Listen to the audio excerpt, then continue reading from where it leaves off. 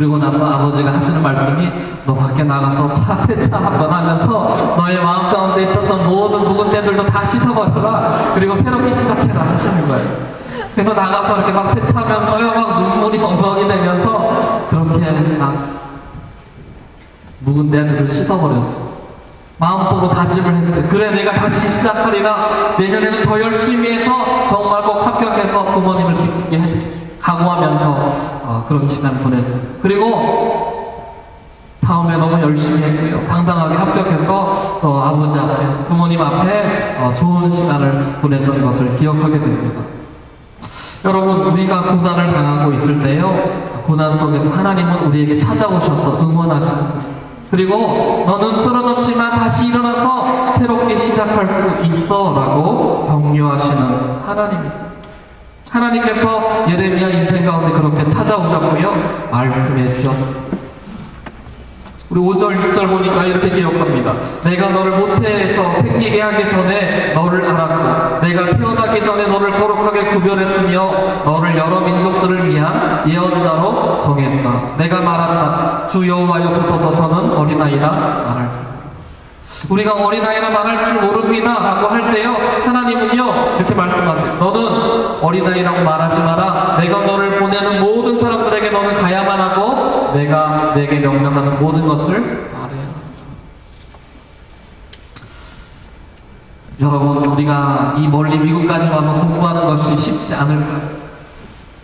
공부를 끝내면요 또 그 다음에 또 공부가 기다리고 있어요. 끊이지 않는 시험이들이요 우리 앞에 남아있어요. 그런데 그 시험을 늘 통과할 때마다 하나님께서는요 우리 인생, 하나님 나는 아이라 말할 수 없습니다. 하나님 나는 연약한 사람이에요. 부족한 사람이에요. 이것을 감당할 수 없습니다. 쓰러져 있을 때요 하나님 우리 인생에 찾아오셔서 우리를 일으켜 주시는 분이세요. 전 여러분들이 지금의 불과 같은 어려움의 시간을 보내고 계신 분 있을지 모르겠습니다. 그렇지만 그렇다 할지라도 하나님 앞에 여러분들의 마음을 활짝 오픈하면 하나님께서 찾아오세요. 그리고 여러분 인생 가운데 쓰러져 있었던 그 절망의 인생을 하나님의 놀라운 축복의 인생으로 새롭게 일으켜 세워주십니다. 전 여러분들이 여러분 인생을 새롭게 일으키시는 하나님의 놀라운 능력을 만날 수 있게 되기를 주님의 이름으로 축원합니다. 마지막으로 한 이야기 더 하려고 하는데요. 마지막 에피소드. 하나님은요, 우리를 비전의 사람으로 세우신다는 9절, 10절 보니까요. 그리고 여호와께서 손을 내밀어 내 입에 대시고 내게 말씀하셨다. 보아라, 이제 내가 내 말을 내 입에 넣어준다. 보아라, 오늘 내가 너를 여러 민족들과 나라들 위에 임명해 뽑고 붕괴시키고 파괴하며 무너뜨리고 또 건설하고 심게 하겠다. 저희 이제 소명에 관한 이야기를 하려고 합니다. 저는요, 막 여러 가지 많은 인생의 시험들 있잖아요. 근데 시험 보는데요, 한 번에 합격한 적이 한 번도 없어요. 매번 하다못해 면허 시험까지요, 재수를 합니다. 근데 대학교에 합격하고 나서 대학교 졸업하고 직장에 취직을 했어요. 열심히 직장 다니다가 결혼도 하게 되었습니다. 결혼하고 나서 하나님께서 저를 또 다시 한번 찾아오셨어요. 대학 3학년 때 사실 첫 번째 하나님의 콜링이 있었거든요. 그래서 그 콜링에 이제 응답하려고 그런 삶을 살다가 직장 생활하고 있는 저에게 하나님 또 다시 찾아오셨어요. 그리고 대학 3학년 때 내가 너를 콜링했지, 너 그때 시간 기억하지? 라고 다시 저를 불러주셨어요. 그 부르심에 응답하기 위해서 직장도 내려놓고 신대원 가기로 결심을 했습니다. 신학교 가기로 결심을 했습니다. 그래서 아내에게 허락을 구한 다음에 직장을 다 포기하고 저희 아내가 저를 벌어먹여 살리고 저는 이제 자취를 하면서 공부를 하게 되었죠.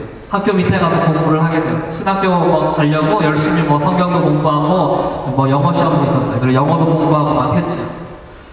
그래서 열심히 1년 동안 정말 최선을 다해서 공부했어요. 아내가 막 뒷바라지 하니까 얼마나 미안해. 가장으로서 내가 아내를 돌봐야 되고 가족을 돌봐야 되는데 오히려 아내가 저를 돌보니까 미안해서 빨리 합격해야겠다 싶어서 열심히 했죠. 시험을 딱 보게 됩니다.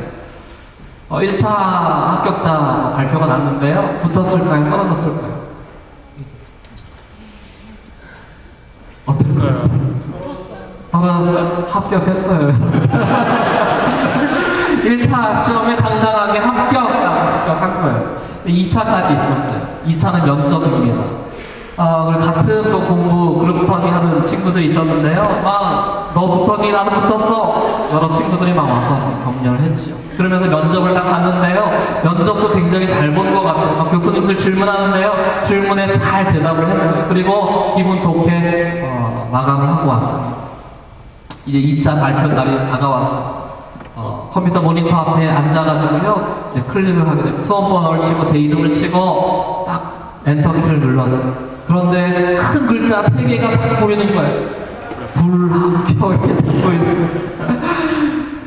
얼마나 마음이 낙담이 되든지. 친구들이요 그때부터 막 전화 오기 시작하는 거예요. 야, 나 합격했는데 넌 어떻게 됐어?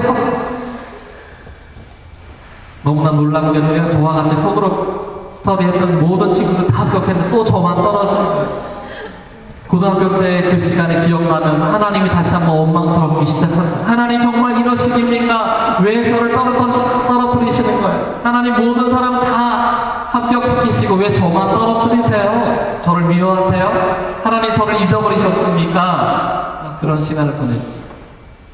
근데 또 한 가지 들었던 마음은요, 고등학교 때 부모님에게 미안했던 마음, 이번에는 아내에게 가기 시작했어요. 제가 고생하는 건 괜찮은데요, 아내가 고생하는 걸 생각하니까, 낙담할 걸 생각하니까 정말 볼 면목이 없었어요. 그래서 제가 쓰는 방법이 있잖아요. 식음을 전폐하고 또 방에 눕기 시작했어요. 한 3일 정도 그렇게 했던 것 같아요. 아내가 직장에 나가면 이제 멀쩡하게 나가서 TV도 보고 밥도 먹고 하다가 아내가 퇴근해서 들어올 때쯤 되면 다 마무리하려고 누워있었죠. 하루 종일 그렇게 있었던 거죠.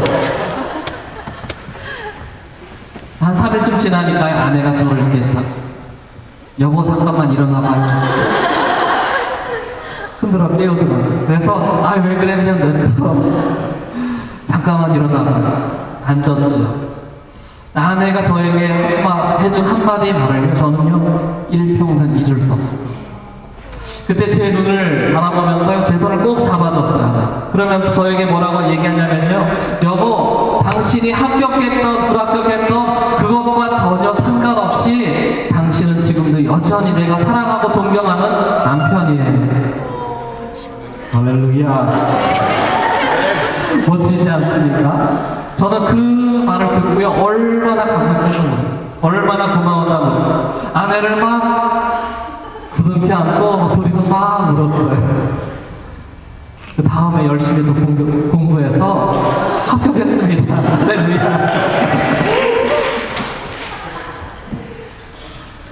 저의 인생 가운데 또 이런 시간들이 있었는데요, 하나님께서 사역자로 부르시면서 이런 어려움들을 통과하게 하시고, 그리고 우리가 넘어지고 힘들고 포기할 만할 때쯤이면 또 하나님의 사람들을 통해서 다시 한번 저를 일으키시는 것을 경험하게 됩니다.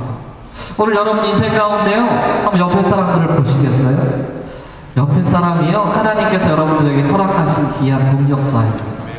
그리고요, 우리가 이 자리 가운데 함께 한 공동체로 모여있다는 것이요, 우리가 원해서 내가 인위적으로 만들어서 된 것이 아니고요, 하나님께서 우리 공동체를 하나로 불러주셨기 때문에 가능한 것입니다. 우리가 하나님의 사랑 가운데 하나님께서 이 자리에 우리를 불러주셨어요. 그리고 하나님의 멋진 비전을 이루어갈 믿음의 사람들로 우리를 초청하고 계십니다. 저는요 젊은이들 향한 특별한 마음이 있어요. 왜 그런가 하면요, 여러분들은 모두 될 수 있는 가능성이 있기 때문이죠. 지금 나는 아무것도 아닐 수 있어요. 그렇지만요 하나님은 여러분들을 향해서 여러분들은 무한한 가능성입니다 라고 이야기하세요. 지금 나는 보잘것없을지 모르겠어요. 그렇지만 하나님께서는 여러분의 인생 가운데 여러분은 무엇이든 될 수 있는 가능성입니다 라고 말씀하세요. 오늘 하나님께서 우리를 그렇게 가능성의 자리로 초청하고 있습니다. 저는 다시 한번 하나님의 부르심 가운데 여러분들을 콜링하고 싶어요. 그래서 이 시간 또 말씀을 마무리하고 기도하고 싶습니다. 그런데 특별히 기도할 때요, 여러분 한번 눈을 다 감아보시고요, 가슴에 한번 손을 얹어보시고요, 저희 기도에 한번 그렇게 따라하면 좋겠습니다. 하나님께서요 우리 인생을 불러주세요. 여러분, 한국에서의 삶이 어땠는지 저는 몰라요. 그리고 보스턴에서의 새로운 시작, 새로운 꿈과 희망을 가지고 시작했어요. 그런데 그 삶이 만만치 않을지 모르겠어요. 내가 원하는 삶이 앞으로의 인생이 어떻게 이루어질지 여러분 두려울지 모르겠습니다. 그런데 하나님께서요 우리 인생에 참 능력이 되어주시겠다고, 이제 너 혼자 스스로 살아가는 것이 아니라 내가 너를 도와줄 거야, 내가 너의 인생을 책임질 거야, 하나님 그렇게 말씀하세요. 이것이 하나님의 부르심입니다. 우리가 먼저 하나님을 찾아간 것이 아니고요, 하나님께서 우리를 찾아오세요. 예레미야에게 찾아오셨듯이, 이 김경호 목사에게 찾아오셨듯이 여러분 각자 인생 한 사람 한 사람의 인생 가운데 하나님 찾아오십니다. 오늘 우리는 그 하나님을 만나야 돼요. 그 하나님을 우리 인생의 구세주로 모셔야 돼요. 그래서 우리 이 시간 함께 저의 기도에 여러분 따라해 주시면 좋겠습니다.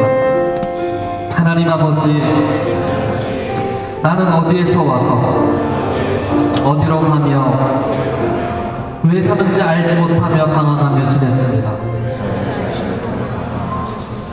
그런데 오늘 하나님의 부르심을 받고 믿음으로 결단합니다. 내 인생의 주인이 되어주시고 나의 삶을 통해 영광받아 주시옵소서. 때로는 인생의 절망의 순간이 찾아와도 결국 포기하지 말게 하시고 능력에 하나님을 붙잡을 수 있는 용기를 허락해 주시옵소서. 우리 인생이 지금은 보잘것없어 보여도 하나님께서 우리 인생의 가능성을 두셨습니다. 나는 무엇이든 될 수 있습니다. 하나님께서 허락하시면 가능합니다. 내가 그 하나님의 꿈을 이루어드리는 비전의 사람 되게 하여 주시옵소서. 하나님, 우리 공동체를 주셔서 감사드립니다.